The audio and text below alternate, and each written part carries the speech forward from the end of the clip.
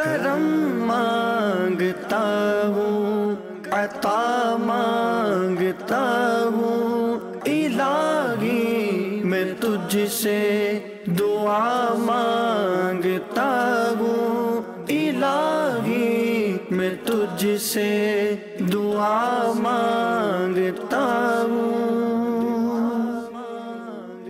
الحمدللہ رب العالمین والصلاة والسلام علی سید المرسلین، اما بعد فاعوذ باللہ من الشیطان الرجیم، بسم اللہ الرحمن الرحیم۔ الصلاة والسلام علیک یا رسول اللہ وعلی آلک واصحابک یا حبیب اللہ۔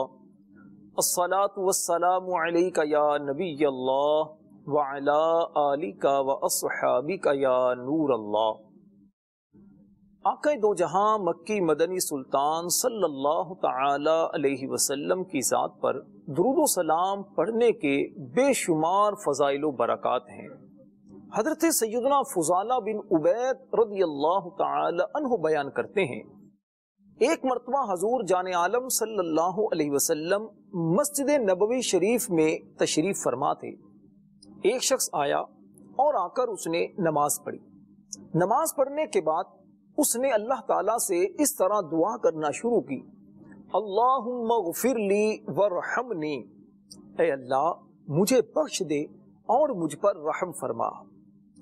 آقا دو جہاں صلی اللہ علیہ وسلم نے اس نمازی کو قریب بلایا اور اس کی تربیت کرتے ہوئے ارشاد فرمایا، عجلت ایھا المصلی، اے نمازی تو نے دعا مانگنے میں جلدی کی۔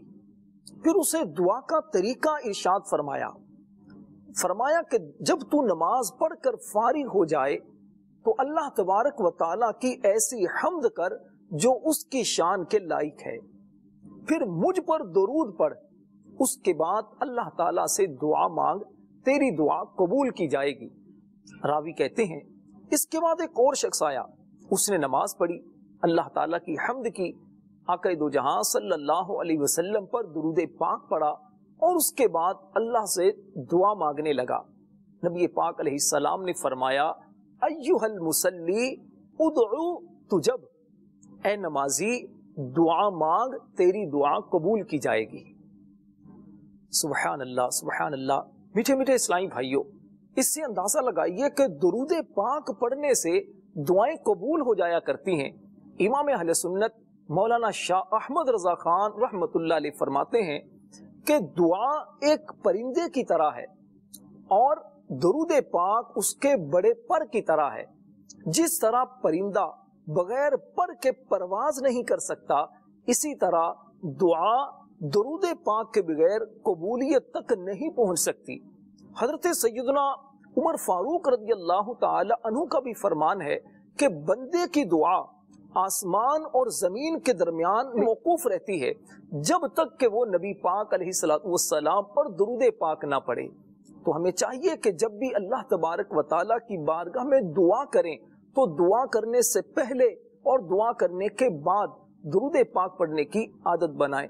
کوئی سا بھی درود پڑھنا چاہیں تو آپ پڑھ سکتے ہیں، صلی اللہ علیہ وسلم یہ بھی ایک مکمل درود ہے، الصلاۃ والسلام علیک یا رسول اللہ یہ بھی ایک مکمل درود ہے۔ تو آپ کوئی سا بھی درود پاک شروع اور آخر میں پڑھیں اور اس کے درمیان میں نبی پاک علیہ السلام کا وسیلہ دے کر رب کی بارگاہ میں دعا کریں، انشاءاللہ آپ کی دعائیں ضرور قبول ہوں گی۔ صلو علی الحبیب صلی اللہ تعالی علی محمد وعلی آلہ وصحبہ وبارک وسلم۔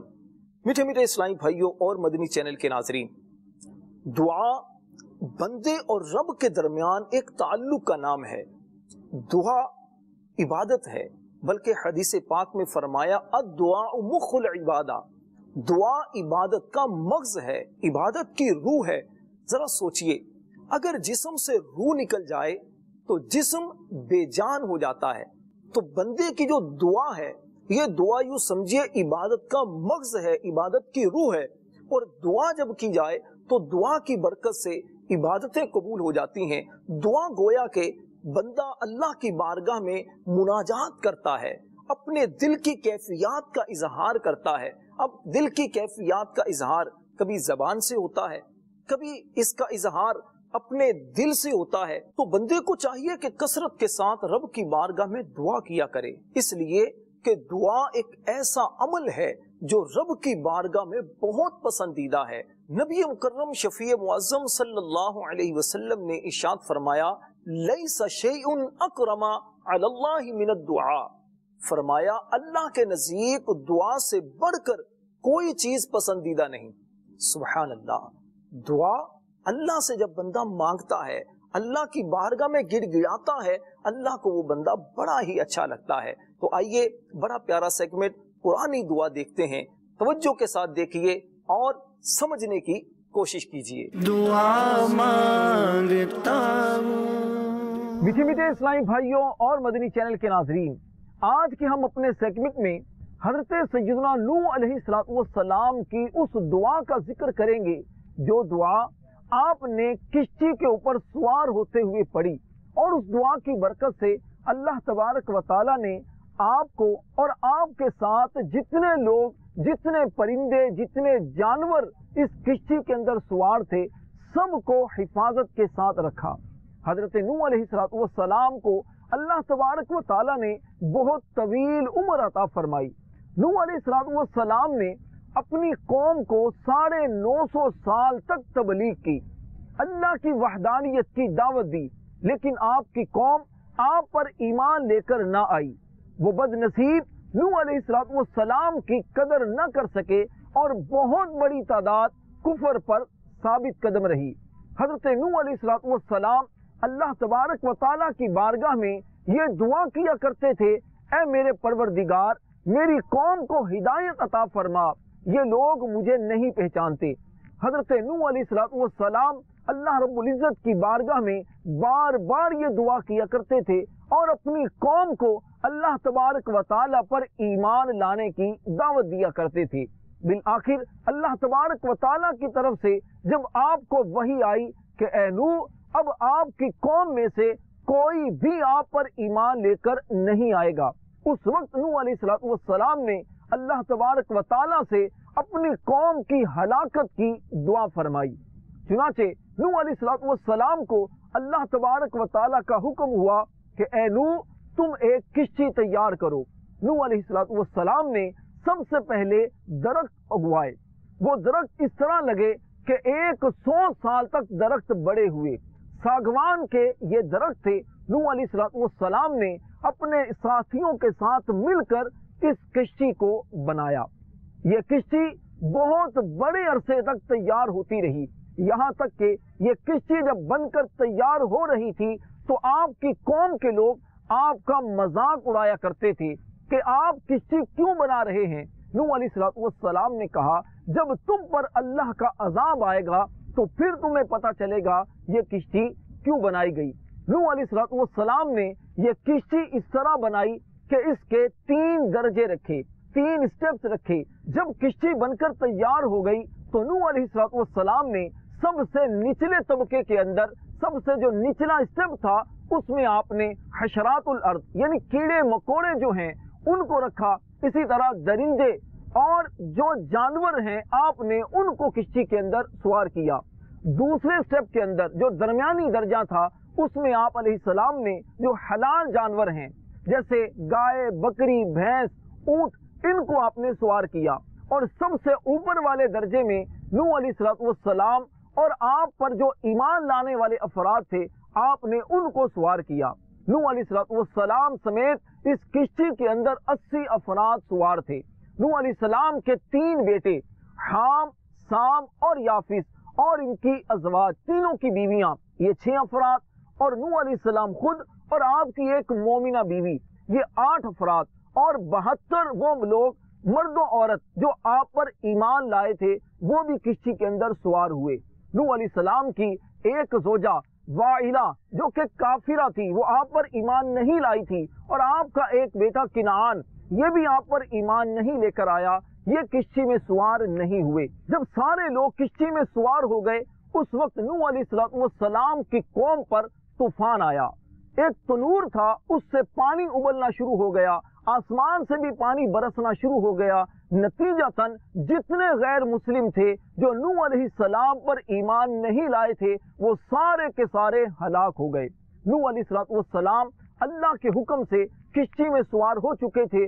उस वक्त आपने अल्लाह की बारगाह में इस तरह दुआ की, बिस्मिल्लाहि मजरेहा व मुरसाहा इन्न रब्बी लगफूरुर रहीम। इस दुआ की बरकत से नूह अलैहिस्सलाम और आपके साथ जितने भी अफराद सवार थे और जितने भी जानवर सवार थे, सारे के सारे हिफाजत के साथ कोहे जूदी पर पहुंच गए। ये किश्ती कोहे जूदी पर ठहरी और उसके बाद नूह अलैहिस्सलाम ने एक बस्ती बसाई जिसमें ये 80 अफराद थे। इनको समानीन कहा जाता है। ये वो पहली बस्ती थी जो आदम अलैहिस्सलाम के बाद इस जमीन पर आबाद हुई, और दुनिया में बसने वाले जितने भी अफराद हैं वो सारे के सारे नूह अलैहिस्सलाम के किश्ती में सवार होने वाले जो अफराद थे उन्हीं की औलाद में से हैं। इसी वजह से हजरत नूह अलैहिस्सलाम को आदम सानी भी कहा जाता है। उलमा फरमाते हैं जब भी किश्ती का सफर हो, समुद्री जहाज में आप सफर करें तो इस दुआ को पढ़ लिया जाए। इस दुआ की बरकत से अल्लाह तबारक व तआला उस किश्ती की हिफाजत फरमाता है। वो किश्ती तूफान और दूसरी आफात से महफूज रहती है।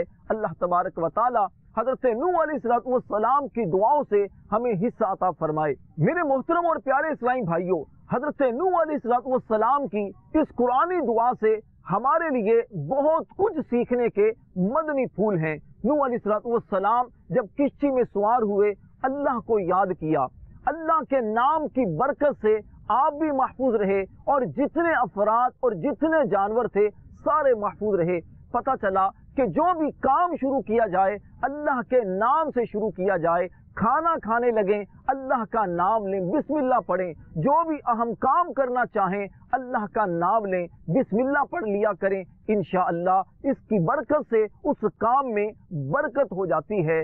अल्लाह तबारक व तआला के प्यारे नबी मक्की मदनी सल्लल्लाहु अलैहि वसल्लम ने इरशाद फरमाया, जो भी अहम काम बिस्मिल्लाह से शुरू नहीं किया जाता वो अधूरा और नामुकम्मल रह जाता है। अपने कामों में बरकत दाखिल करने के लिए हर काम शुरू करने से पहले बिस्मिल्लाह पढ़ने की आदत बनाइए। लेकिन याद रखिए, जब नाजायज और गलत काम करें तो उससे पहले बिस्मिल्लाह हरगिज ना पढ़ी जाए कि ये अल्लाह के नाम की बेअदबी है। अल्लाह तबारक व तआला हम सबको दुनिया और आखिरत की बरकतें अता फरमाए और अपने प्यारों का सदका अल्लाह हम सब की बख्शिश फरमाए। हमारी दुआएं रब्बे कायनात अपनी बारगाह में कबूल फरमाए। आमीन बिजाहिन नबील अमीन सल्लल्लाहु तआला अलैहि वसल्लम। सुभान अल्लाह, सुभान अल्लाह। हम बात कर रहे थे दुआ के बारे में। दुआ में बुनियादी तौर पर 4 अरकान होते हैं। पहली बात, दुआ का पहला रुकन वो है मदऊ, यानी अल्लाह तबारक व तआला की जात जिससे हम दुआ करते हैं। दूसरा दुआ का रुकन है दाई, यानी दुआ करने वाला। ये यकीनन बंदा होता है कि बंदा अपने रब से दुआ करता है। और तीसरा रुकन वो है मदऊ लहू। मदऊ लहू ये कि जिसके लिए दुआ की जाए, वो हमारी हाजत हो सकती है, हमारी जरूरत हो सकती है। और चौथा और आखिरी वो है दुआ, यानी रब से मांगना। इसके बारे में मुख्तसर तौर पर मैं इंशाअल्लाह चंद बातें अर्ज करूंगा, तवज्जो के साथ आपने इसे सुनना है। सबसे पहले हम बात करेंगे मदऊ, यानी अल्लाह तबारक व तआला की जात के बारे में। अल्लाह तबारक व तआला अलीम खबीर है, वो दिलों के हाल जानता है, वो बंदों की जरूरियात को जानता है। उसे ये भी मालूम है मेरे बंदे के लिए बेहतर क्या है। बंदा बाजू का दुआ मांगता है, दुआ कबूल नहीं होती, और हम कबूलियत का दरअसल मयार यूं समझते हैं, मैंने दुआ मांगी या अल्लाह मुझे बेटा हो जाए और मेरे बेटा हो गया तो मैं ये समझने लगा कि मेरी दुआ कबूल हो गई। याद रखिए, दुआ की कबूलियत का मतलब क्या है। दुआ की कबूलियत का मतलब ये है, अल्लामा सैयद नईमुद्दीन मुरादाबादी रहमतुल्लाह अलैह तफसीर खजाइनुल इरफान के अंदर लिखते हैं, फरमाया कि दुआ की कबूलियत का मतलब ये है कि बंदा यूं कहे कि ए अल्लाह, तो रब की बारगाह से जवाब आए लब्बैक अबदी, ए मेरे बंदे में हाजिर हूँ। ये है कबूलियत का मतलब। अगर हमने जो मांगा और फौरन मिल गया तो इसका मतलब ये होता है कि हमारे हक में बेहतर है, तभी हमें फौरन मिल गया। اور اگر ہم نے دعا مانگی اور فوراً نہیں ملی تو اس کا مطلب یہ ہے کہ ہمارے حق میں بہتر نہیں ہے. اللہ تبارک و تعالی اس کی بجائے کچھ اور عطا کر دیتا ہے، اس لیے کہ بندہ نہیں جانتا میرے حق میں بہتر کیا ہے، اللہ جانتا ہے کہ بندے کے حق میں بہتر کیا ہے. اس لیے بندے کو چاہیے کہ جو رب کی طرف سے ملے بندہ اس پر راضی ہو جائے، یہ شان بندگی ہے.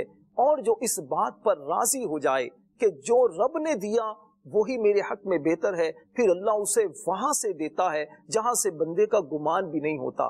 اللہ تبارک و تعالی قرآن مجید برہان رشید میں ارشاد فرماتا ہے ان ھذا لرزقنا ما لہ من نفاد، فرمایا کہ بے شک یہ ہمارا رزق ہے جو ختم ہونے والا نہیں ہے. وما من دابۃ فی الارض الا علی اللہ رزقها، زمین پر چلنے والا جو بھی ہے سب کا رزق اللہ کے دستے قدرت میں ہے، اسی کے ذمہ کرم پر ہے. تو اللہ کی ذات بندے سے بہت محبت کرتی ہے، بندے کو چاہیے کہ وہ بھی رب سے تعلق جوڑ لے. اور دوسری چیز ہے داعی یعنی بندہ. بندے کی اوقات کیا ہے؟ بندہ محتاج ہے، ہر معاملے میں رب کا محتاج ہے. اللہ تعالیٰ قرآن پاک میں فرماتا ہے یا ایھا الناس انتم الفقراء، اے لوگو تم سب محتاج ہو. اللہ غنی ہے، بے پرواہ ہے، اللہ الصمد وہ بے نیاز ہے. ان اللہ علی کل شیء قدیر، اللہ ہر چیز پر قادر ہے. بندے کی کوئی طاقت نہیں ہے. رب کی بارگاہ میں عظمت والا بندہ وہ ہے جو عاجزی کرے، جو انکساری کرے، جو رب کی بارگاہ میں جھک جائے، جو سجدوں میں آنسو بہائے. یہ بندہ اللہ کو بڑا پیارا لگتا ہے. تو اس لیے بندے کو چاہیے کہ وہ بندہ بن کر عاجزی اور انکساری کے ساتھ رب سے لو لگائے. پھر دیکھیے رب تبارک و تعالی اس پر کیسی رحمتوں کی بارش کرتا ہے. اور تیسری چیز وہ ہے مدعو لہو، یعنی وہ حاجت، وہ ضرورت جو بندہ رب سے بیان کرتا ہے. اب بندے کی حاجتیں، بندے کی ضرورتیں وہ کیا ہو سکتی ہیں؟ وہ بندے کی ضرورتیں یقیناً بندے کے مطابق ہی ہو سکتی ہیں. بندہ کیا مانگتا ہے؟ عموماً بندہ مانگتا ہے کہ یا اللہ مجھے اولاد دے دے. بندہ مانگتا ہے یا اللہ مجھے مال دے دے. بندے کو نہیں پتا میرے حق میں بہتر کیا ہے، مال بہتر ہے یا اولاد بہتر ہے. اب بعض اوقات یہی مال بندے کے لیے فتنہ بن جاتا ہے اور یہی اولاد بعض اوقات بندے کو گھر سے نکال دیتی ہے. حضرت ابراہیم علیہ السلام کی دعاؤں پر غور کریں. حضرت سیدنا زکریا علیہ السلام نے جو اپنے بیٹے کے لیے دعا کی تھی رب ھب لی من لدنک ذریۃ طیبہ، اے میرے رب مجھے اپنے پاس سے ستھری اولاد دے. تو پاکیزہ اولاد بندے کو رب سے مانگنی چاہیے. اور مال بھی وہ مانگنا چاہیے کہ جو مال راہ خدا میں خرچ ہو، جو مال بندے کی جنت میں جانے کا ذریعہ بن سکے. تو میرے پیارے اور محترم اسلامی بھائیوں، ہماری جو ضرورتیں ہیں، ہماری جو خواہشات ہیں، ہماری جو تمنائیں ہیں، آرزویں ہیں، اس کو ہمیں شریعت کے تابع کرنا چاہیے. انشاءاللہ بڑی اس کی برکتیں ملیں گی. اور چوتھی چیز وہ ہے دعا. میرے محترم اور پیارے اسلامی بھائیوں، ذرا غور کیجئے دعا ہے کیا؟ ملا علی قاری رحمت اللہ علیہ لکھتے ہیں، فرمایا کہ کسی ادنا انسان کا اعلیٰ ذات سے عاجزی کے ساتھ مانگنا، دست سوال دراز کرنا، اس کے سامنے انکساری کرنا، یہ دعا ہے، یہ حقیقت دعا ہے. اور حدیث پاک میں آتا ہے الدعاء مخ العبادہ، دعا عبادت کا مغز ہے. اس لیے کہ جب مغز ہی نہ رہے تو جسم بے جان ہو جاتا ہے. اور ایک حدیث میں تو یہاں تک فرمایا کہ الدعاء هو العبادہ، دعا عبادت ہی ہے. اس کے تحت علماء نے لکھا کہ دراصل دعا مانگنے والا جب رب سے لو لگاتا ہے، جب رب کی بارگاہ میں التجا کرتا ہے تو اس میں کسی غیر کو شریک نہیں کرتا. اس کی توجہ کا مرکز صرف رب کی رحمت ہوتی ہے کہ میرا اللہ میری پکار کو سن رہا ہے. اور حدیث پاک میں فرمایا لا یہلک مع الدعاء احد، فرمایا دعا کے ساتھ کوئی بندہ بھی ہلاک نہیں ہوتا.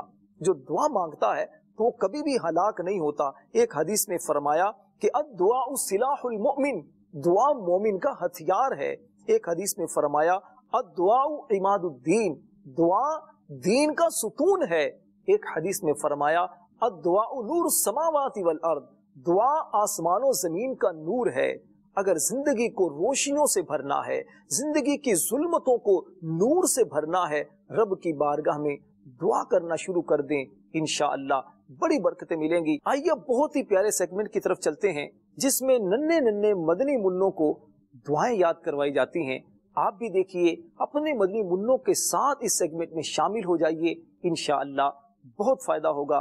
آئیے دیکھتے ہیں، دعا یاد کیجئے۔ دعا مانگتا ہوں۔ پیارے پیارے مدنی منوں اور مدنی منیوں، ہمارے پیارے نبی حضرت محمد صلی اللہ علیہ وسلم کی عادت کریمہ یہ تھی کہ آپ مسکرایا کرتے تھے۔ مسکرانا یہ سنت بھی ہے، بلکہ ایک حدیث پاک میں یہ ارشاد فرمایا کہ مسکرانا اللہ کی طرف سے ہوتا ہے، اور کہاں لگانا، اونچی آواز سے کھلکھلا کر ہنسنا، فرمایا کہ یہ شیطان کی طرف سے ہوتا ہے۔ تو اس لیے ہمیشہ مسکراتے رہا کریں، اور جب خوف خدا کی بات ہو، قبر کی بات ہو، اس وقت آنکھوں سے آنسو بہانا، یہ بھی ہمارے پیارے نبی صلی اللہ علیہ وسلم کی سنت کریمہ ہے۔ جب آپ کسی کو مسکراتا دیکھیں تو آپ دعا پڑھیں۔ وہ دعا یہ ہوگی کہ یا اللہ میرے اس بھائی کو ہمیشہ ہنستا مسکراتا رکھ، یعنی اسے سدا خوشیاں نصیب فرما۔ تو ہم وہ دعا یاد کریں گے، کسی کو مسکراتا دیکھیں تو آپ دعا پڑھیں، اللہ کی بارگاہ میں دعا کریں۔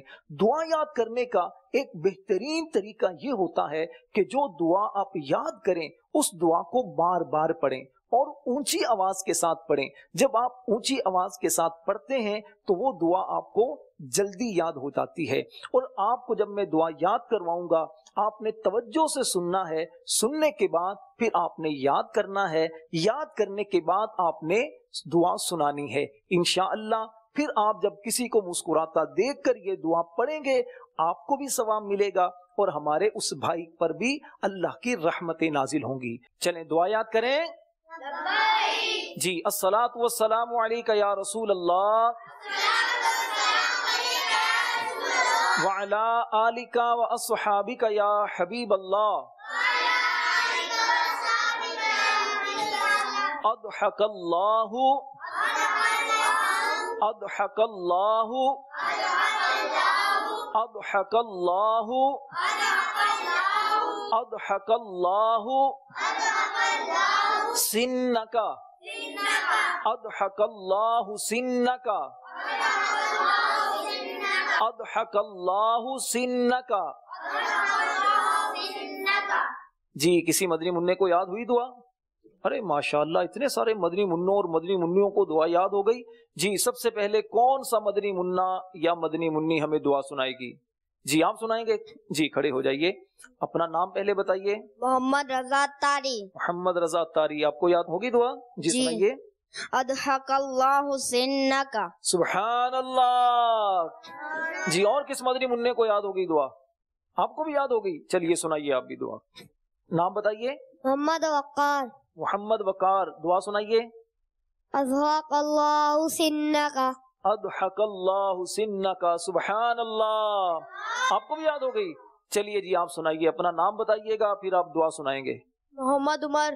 محمد عمر، دعا یاد ہو گئی آپ کو؟ جی سنائیے۔ اضحک اللہ سنک۔ اچھا، دعا پڑھنی کب ہے؟ کب دعا پڑھنی ہے یہ؟ جب آپ کسی کو مسکراتا دیکھیں گے، جب کسی کو مسکراتا ہوا دیکھیں گے تو پھر آپ نے یہ دعا پڑھنی ہے۔ اس دعا کا ترجمہ کیا ہے؟ اس دعا کا ترجمہ بہت پیارا ہے۔ ہم اپنے مسلمان بھائی کو جس کو ہم مسکراتا ہوا دیکھتے ہیں اس کے لیے ہم دل سے گویا دعا کرتے ہیں، اضحک اللہ سنک، اللہ آپ کو مسکراتا رکھے۔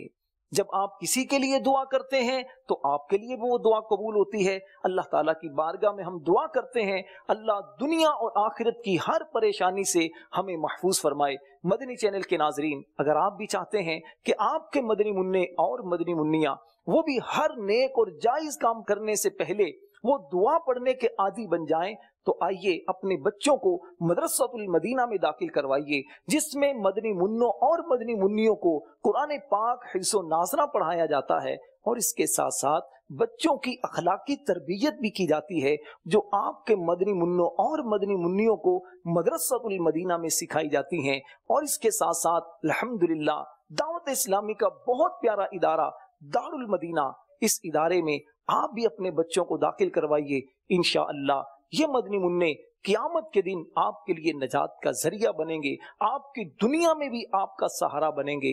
اللہ تبارک و تعالی ہم سب کو مدنی ماحول کے ساتھ وابستگی نصیب فرمائے۔ اور قیامت کے دن اللہ نبی پاک علیہ الصلوۃ والسلام کی شفاعت نصیب فرمائے، آمین بجاہ النبی الامین صلی اللہ تعالی علیہ وسلم۔ جی مدنی چینل کے ناظرین، اللہ تعالیٰ سے دعا کرتے ہیں اللہ ہمارے آج کے سلسلے کو اپنی بارگاہ میں قبول فرمائے۔ آئیے دعا میں شامل ہو جائیے، اللہ کے ولی کے منہ سے نکلے ہوئے کلمات انشاءاللہ رب کی بارگاہ میں قبول ہوں گے، ہمارے ہاتھ اٹھے ہوں گے، ہماری بھی بگڑی بن جائے گی۔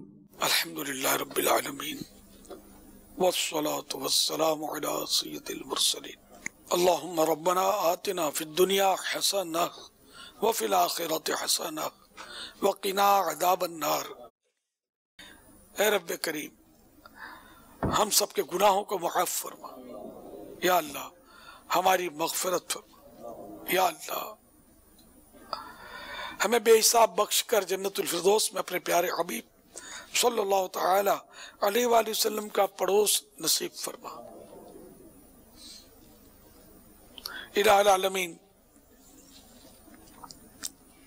ہمارے مریضوں کو شفا عطا فرما، بے روزگاروں کو حلال اور آسان روزی عطا فرما۔ الہ العالمین، جو مقروض ہیں ان کے قرضے اتر جائیں یا اللہ، جن کی رقمیں پھنسی ہوئی ہیں ان کو ان کے حقوق مل جائیں۔ الہ العالمین، بے روزگاروں کو حلال اور آسان روزی عطا فرما۔ الہ العالمین، بے اولادوں کو نیک اولاد عطا فرما، عافیت کے ساتھ اولاد عطا فرما یا اللہ، جن کی اولاد نافرمان ہے ان کو فرما بردار بنا یا اللہ، جن پر جھوٹے کیس بنے ہوئے ہیں ان کے کیس ختم ہو جائیں یا اللہ، جو مظلوم قیدی ہیں رہا ہو جائیں۔ کہتے رہتے ہیں دعا کے واسطے بندے تیرے، کر دے پوری آرزو ہر بے کس و مجبور کی۔ ان اللہ وملائکتہ یصلون علی النبی یا ایھا الذین آمنوا صلوا علیہ وسلموا تسلیما۔ صلی اللہ علی النبی الامی وآلہ صلی اللہ علیہ وسلم، صلاۃ و سلاما علیک یا سیدی یا سیدی یا سیدی، یا مکی یا مدنی یا عربی یا قرشی یا ہاشمی یا مطلبی یا رسول اللہ۔ سبحان ربک رب العزت عما یصفون وسلام علی المرسلین والحمد للہ رب العالمین۔ لا الہ الا اللہ محمد رسول اللہ۔ کرم مانگتا ہوں، عطا مانگتا ہوں، الہی میں تجھ سے دعا مانگتا ہوں، الہی میں تجھ سے دعا مانگتا ہوں۔